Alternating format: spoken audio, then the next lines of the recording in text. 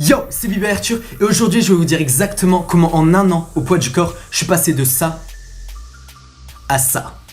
Pardon. À ça.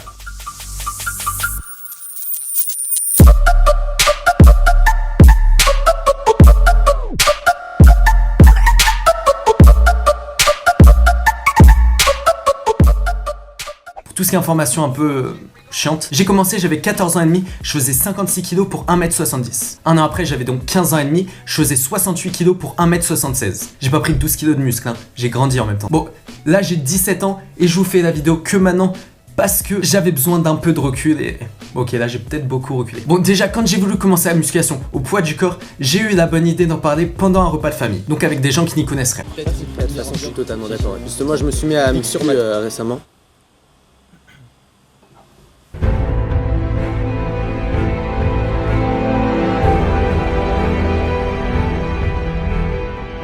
Je te raconte pas comment je me suis fait défoncer. Non, pas tellement dans ce sens. J'ai eu droit à des leçons de morale en mode ça sera ultra moche, tu vas jamais savoir t'arrêter, c'est pas bon pour la santé, je te déshérite, physiquement t'es très bien comme ça. Bon, je crois pas qu'on ait la même définition du mot bien. Bref, les clichés habituels. Mais quand t'es tout seul et que tout le monde est contre toi, tu peux pas faire grand chose. Donc si votre entourage est contre vous, c'est soit qu'ils savent pas ce qui est bon pour vous, soit qu'ils sont cons. Dans les deux cas, faut faire avec. Ou s'en débarrasser.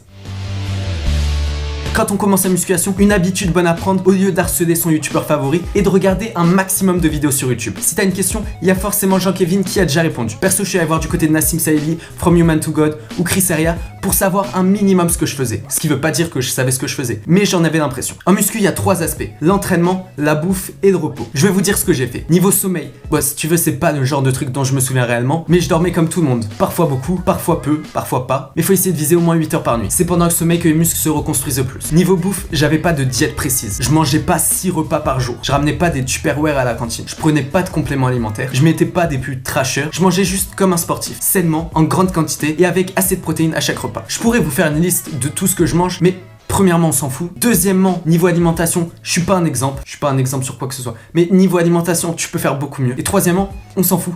J'ai mangé une pomme hier, on s'en fout. Pour les forceurs, je vous mets la liste en description. Niveau stéroïdes, je prenais 10 minutes de clean. Je me suis jamais dopé. Sinon, tu te doutes bien, j'aurais des résultats plus convaincants. Niveau entraînement, et c'est là que ça devient intéressant, parce que manger, dormir, qu'est-ce que je raconte? Au poids du corps, j'ai fait des exercices plutôt novateurs. J'ai fait pompe, traction, dip, squat et abdos.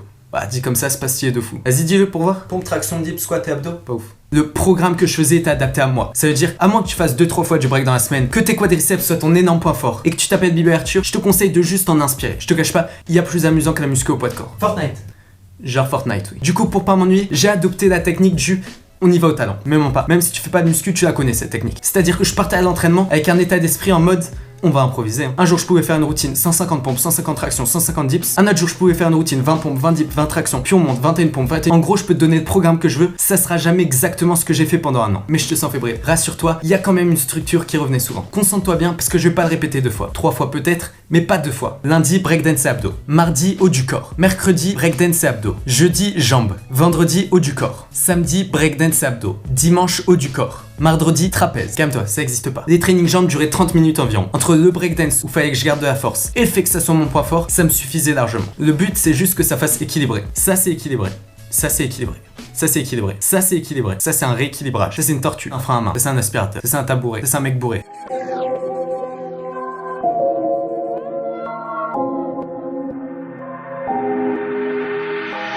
Je suis rappeur fétiche de VALD. Si je rentre dans le game, il va me câliner. Je crois qu'un de ces quatre, je vais m'arrêter avant que les chétans viennent m'habiller. Les abdos, ça durait 20 minutes après le breakdance. Je faisais à chaque fois des nouveaux mélanges d'exercices au sol.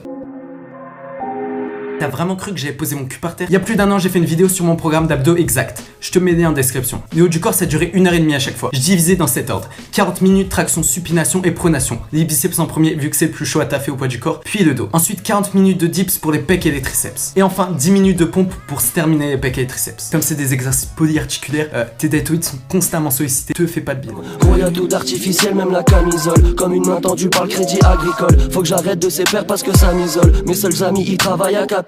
NQNT dans la nuit, ça picote. Sponsorisé, sanitol. Sans ça y'a rien de palpitant. Je la baise alors que je la trouve même pas mignonne. Je t'ai déjà dit que j'y allais au talent? Ouais.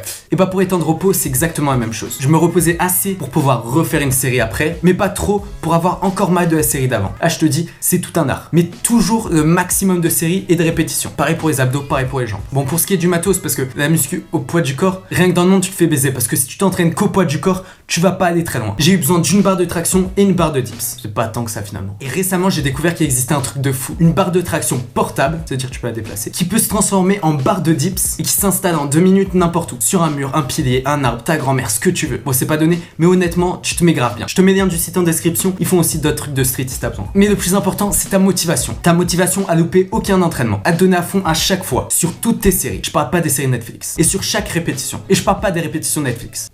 Ah, du coup ça marche pas. Ta motivation pour dormir assez, manger comme il faut. Ta motivation à gratter à tes potes tous les restes de viande à la cantine pour des protéines. Là je déconne, ça c'est dégueulasse, ne le fais pas. Avant que tu t'habitues, ça sera dur. Alors faut rien lâcher et être hyper motivé. J'en profite pour vous remercier. On est bientôt à 2 millions de vues sur la vidéo transformation. C'est juste un peu plus que ce à quoi je m'attendais. Pour te dire, quand j'ai demandé à mon père si je pouvais publier une vidéo de moi torse nu sur YouTube, il m'a dit non. Du coup, comme argument, je lui ai dit que j'avais juste 1000 abonnés, c'est-à-dire pas beaucoup. Depuis, je l'esquive. Question de survie. C'est compliqué de résumer un an de travail en une vidéo. Alors, si t'as des questions, n'hésite pas. N'hésite pas aussi à t'abonner si tu veux que je sorte la vidéo sur mon programme actuel. En attendant, je vous dis à plus pour une prochaine vidéo. C'était B-Boy Arthur. Ok, putain, genre de showcase, putain, j'en ai choqué plus d'un, y'a pas de problème, j'la con, n'osez, juste